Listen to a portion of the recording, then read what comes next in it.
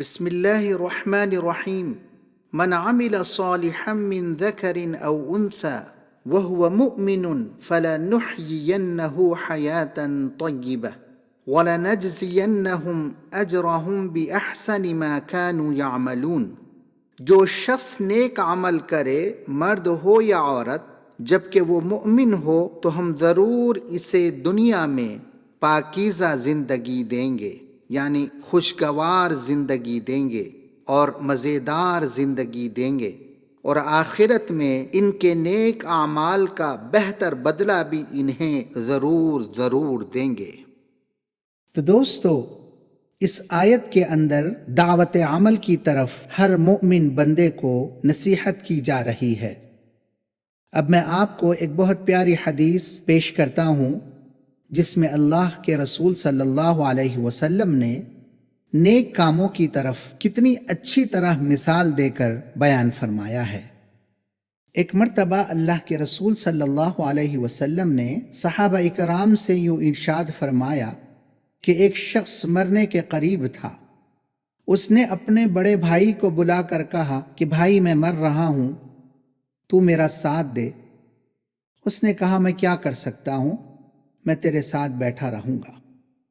پھر اس نے منجلے بھائی کو بلایا، پھر کہا بھائی تو میرا ساتھ دے۔ اس نے کہا کہ تیری موت تو آ رہی ہے، میں کیا کر سکتا ہوں، تجھے میں لے جا کر دفن کر دوں گا مرنے کے بعد۔ پھر اس نے چھوٹے بھائی سے کہا کہ بھائی تو میرا ساتھ دے۔ اس چھوٹے بھائی نے کہا کہ ہاں میں تیرا ضرور ساتھ دوں گا، بے شک تو نے مجھے اگنور کیا، لیکن میں تیرا ساتھ ابھی بھی دوں گا، اور قبر میں بھی دوں گا، حشر میں بھی دوں گا، ہر لمحے میں تیرا ساتھ دیتا رہوں گا۔ اللہ کے رسول صلی اللہ علیہ وسلم نے پوچھا صحابہ تمہیں کیا پتا ہے میں کس بھائیوں کی بات کر رہا ہوں؟ تو صحابہ نے کہا اللہ و رسولہ عالم، اللہ اس کے رسول ہی بہتر جانتے ہیں۔ اس کے بعد حضور پاک صلی اللہ علیہ وسلم نے فرمایا بڑا بھائی اس کا مال ہے۔ مال نے بالکل سوکھا جواب دیا میں کیا کر سکتا ہوں، وہ تو آدمی مرتا ہے تو وہ اپنے گھر ہی میں پڑا رہتا ہے، اور فرشتے اسے لے جاتے ہیں اور درمیان میں پوچھتے ہیں فرشتے ما قدم فلان، اس نے کیا چھوڑا ہے؟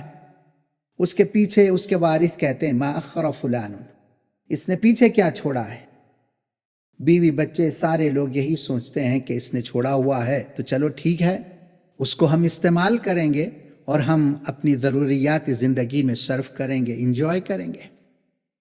اس کے بعد اللہ کے رسول صلی اللہ علیہ وسلم نے کہا اس کا منجلا بھائی اس کے رشتہ دار و اقارب ہے، اس کے فیملی ممبرز ہیں۔